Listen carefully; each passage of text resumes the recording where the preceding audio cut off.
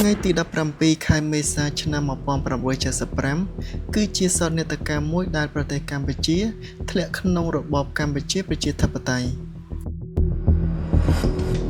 កងទ័ពខ្មែរក្រហមមានភារកិច្ចអនុវត្តនយោបាយជំនះប្រជាជនដែលបានកំណត់ដោយអង្គការក្នុងអំឡុងពេល3ថ្ងៃបកកុម្មុយនីសកម្ពុជាកំណត់យកផ្សារធំថ្មីជាគោលក្នុងការជំនះប្រជាជនឆ្ពោះទៅកាន់ខេត្តផ្សេងៗពួកខ្មែរកុម្មុយនីសបែងចែកប្រជាជននៅទីក្រុងភ្នំពេញដែលកំពុងតែជ្រួចច្របល់នោះជា5ផ្នែកនិងចាត់ទុកជាជ័យភ័ណ្ឌរបស់កងទ័ពភូមិភាគនីមួយៗប្រជាជនរស់នៅប៉ែកខាងកើតដងទន្លេមេគង្គត្រូវបានបែងចែកជា2ផ្នែកគឺប៉ែកខាងត្បូងនិងប៉ែកខាងកើតទន្លេ4មុខពួកគេស្ថិតក្រោមការត្រួតត្រារបស់កងទ័ពភូមិភាគបូព៌ាហើយត្រូវគេជម្លៀសសម្ដៅទៅខេត្តកំពង់ចាមព្រៃវែងនិងស្វាយរៀងប្រជាជនរស់នៅប៉ែកខាងជើងចាប់ពីស្ថានីយ៍រថភ្លើងរហូតដល់តំបន់ទូកោកប៉ែកខាងកើតស្ថិតនៅក្រោមអំណាចកងទ័ពភូមិភាគឧត្តរហើយត្រូវបានជម្លៀសតាមមុខព្រួញផ្លូវជាតិលេខ5ដោយឆ្លងទន្លេសាបនិងឆ្ពោះទៅខេត្តកំពង់ធំនិងសៀមរាបប្រជាជនរស់នៅប៉ែកខាងជើងចាប់ពីផ្លូវសាដេកូលរហូតដល់តំបន់ទូកោកប៉ែកខាងលិចត្រូវបានត្រួតត្រាដោយភូមិភាគបស្ចិមនិងត្រូវបានគៀងបញ្ចេញតាមផ្លូវជាតិលេខ5តម្រង់ទៅខេត្តកំពង់ឆ្នាំងនិងកំពង់ស្ពឺចំណែកឯអ្នកមានលំនៅប៉ែកខាងត្បូងផ្លូវសាដេកូរហូតទៅដល់វិទ្យាល័យ18មិនិនាអតីតនិងបច្ចុប្បន្នជាវិទ្យាល័យយុគន្ធរត្រូវបានជម្លៀសតាមផ្លូវស្ទឹងមានជ័យកាត់ទៅផ្លូវជាតិលេខ4តម្រង់ទៅខេត្តកំពង់ស្ពឺដែរប្រជាជននៅភាគខាងត្បូងប៉ែកខាងលិចចាប់ពីវិទ្យាល័យ18មិនិនារហូតដល់វិទ្យាល័យបឹងត្របែកស្ថិតនៅក្រោមការកាន់កាប់របស់ទ័ពភូមិភាគនិរតីនិងត្រូវបានជម្លៀសចេញតាមផ្លូវស្ទឹងមានជ័យកាត់តាមស្ទឹងបាគូឆ្ពោះទៅខេត្តតាកែវនិងកំពតដំណើរគ្នានោះដែរប្រជាជនរស់នៅចាប់ពីប៉ែកខាងកើតផ្លូវមនីវងរហូតដល់មាត់ទន្លេត្រូវបានកងទ័ពភូមិភាគពិសេសបណ្ដេញចេញពីក្រុងភ្នំពេញតាមក្បាលថ្នល់កាត់តាមតាខ្មៅឆ្ពោះទៅកាន់ខេត្តកណ្ដាលនិងខេត្តតាកែវអំពើខុសហួសពីការស្មានមួយចំនួនបានកើតមានក្នុងពេលជម្លៀសនោះសកម្មភាពបណ្ដេញប្រជាជនភាពខុសពេលវេលានៃការជម្លៀសហាក់មិនដូចគ្នាទេ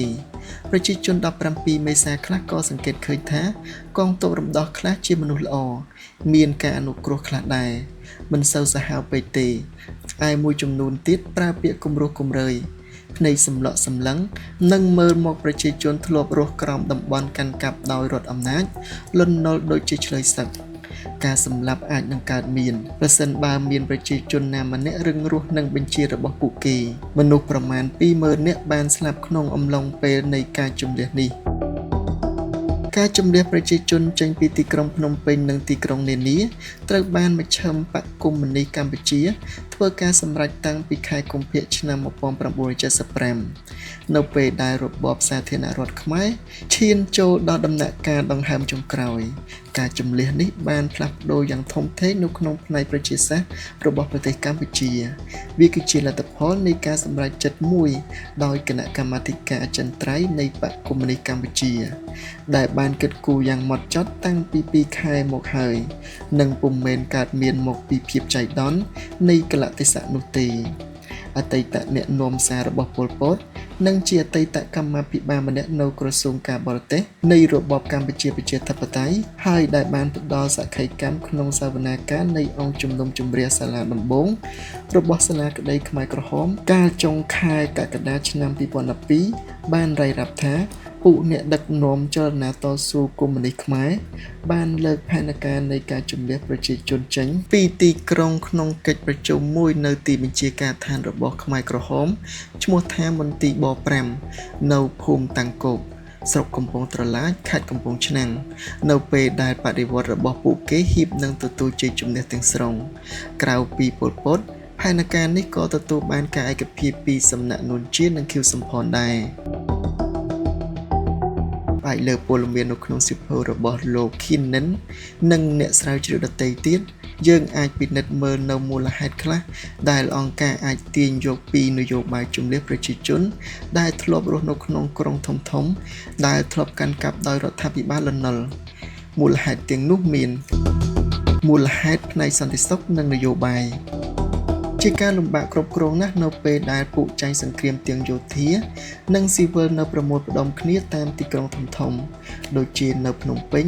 ដែលមានដល់ទៅ2លាននាក់ការជំលះធ្វើឲ្យបកត្រួតត្រាបានទាំងផ្នែកនយោបាយនិងយោធាការធ្វើឲ្យពួកខ្មាំងសត្រូវបែកខ្ញែកគ្នាខ្មាំងមានភាពទន់ខ្សោយអ៊ីងសេរីជាមេដឹកនាំម្នាក់ក្នុងចំណោមអ្នកដឹកនាំជាន់ខ្ពស់នៃរបបកម្ពុជាប្រជាធិបតេយ្យហើយក៏ជាជនទី1ដែលបានបញ្ជាក់5ខែក្រោយមកថានោះជាមូលហេតុសន្តិសុខដែលជំរុញពួកគេឲ្យធ្វើរបៀបនេះសាក្សីខ្លះដែលបានដឹងពីការសម្រេចចិត្តរបស់អង្គការពីការជំលះនេះនិយាយថាមូលហេតុនៃការបណ្ដេញប្រជាពលរដ្ឋចេញពីទីក្រុងគឺដោយសារតែពួកអ្នកដឹកនាំខ្មែរក្រហមព្រួយបារម្ភពីការគ្រប់គ្រងពលរដ្ឋទាំងនោះនិងពីការវាយប្រហារពីពួកចារកម្មជាពិសេសចារកម្ម CIA និង CAB របស់សូវៀតមូលហេតុសង្សឹកបើតាមមតិអតីតកម្មាភិបាលថ្នាក់កណ្ដាលម្នាក់ក្នុងរបបកម្ពុជាប្រជាធិបតេយ្យគោលមេគាឃោសនាដែលដាក់ចេញពីមជ្ឈមចំពោះការជំលះគឺ1ប្រជាជនរស់នៅទីក្រុងមានជីវភាពស្រណុកស្រួលនិងឆ្មាំងឆ្មៃ2ប្រជាជនទីក្រុងជាអ្នកកេងប្រវ័ញ្ច3សិលធម៌របស់ពួកទីក្រុងដែលរស់ក្រោមរបបលន់នល់មិនបរិសុទ្ធស្អាតដូចនៅតំបន់រំដោះទេ4ប្រជាជនទីក្រុងច្រើនគេចពីកាតព្វកិច្ចការងារផលិតកម្មដូច្នេះការបង្ខំឲ្យទៅរស់នៅឯជនបទនឹងធ្វើឲ្យអ្នកទីក្រុងស្គាល់ពីជីវិតពិតរបស់កសិករក្រីក្រដែលធ្លាប់តែត្រូវគេប្រមាថមើលងាយក្រៅពីនេះការជំនះបង្កភាពងាយស្រួលដល់ការបោះសម្អាតជាតិពន្ធផងនិងធ្វើខ្មែររូបនីយកម្មដោយមានប្រសិទ្ធភាពថែមទៀតពលគឺនៅក្រុងភ្នំពេញនេះឯងដែលសម្បូរពួកជាតិពន្ធចិននិងវៀតណាមរស់នៅច្រើនហើយច្រើនប្រកបមុខរបរជាអ្នកជំនួញចាំតែកេងចំណេញមូលហេតុផលប្រយោជន៍សេដ្ឋកិច្ចការជំនះធ្វើឲ្យងាយស្រួលដល់ការផ្គត់ផ្គង់ការប្រើប្រាស់និងរស់នៅរបស់ប្រជាជននេះបើតាមទស្សនៈអ្នកដឹកនាំរបបកម្ពុជាប្រជាធិបតេយ្យម្យ៉ាងទៀតពួកប្រជាជនថ្មីទាំងអស់នឹងក្លាយជាកសិករឬផលិតករ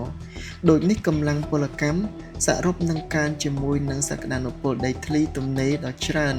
នៅឯទីជនបទដែលប្រទេសកម្ពុជាមានក្រោយសង្គ្រាមមូលហេតុផ្នែកមនោគមវិជ្ជាហេតុផលមួយទៀតនៃការជំនះប្រជាជនចេញពីទីក្រុងនានាគឺមធ្យោបាយលុបបំបាត់វណ្ណៈសង្គមការជំនះធ្វើឲ្យប្រជាជនដែលត្រូវគេបណ្ដេញចេញពីទីក្រុងភ្នំពេញនិងទីរួមខេត្តដទៃមិនអាចយកទ្រព្យសម្បត្តិតាមខ្លួនបានច្រើនឡើយពួកនាយទុនក៏មិនអាចដឹកជញ្ជូនរោងចក្រនិងអចលនទ្រព្យដទៃទៀតដែលលើមូលដ្ឋាននោះពួកគេក៏សាងខ្លួនជាអ្នកមានទៅជាមួយបានទេអ្នកមានក៏វិនាសថយចុះទៅតាមនោះដោយការជំនះនិងឈប់ប្រើប្រាស់លុយកាក់វាលែងមានឈ្មួញនឹងនាយទុនដែលចាំតែកេងកម្រៃទៀតហើយទាំងអស់គ្នាបន្តិចម្ដងคล้ายជាកសិករនិងលែងមានវណ្ណៈអ្នកមាននាយទុនទៀតហើយ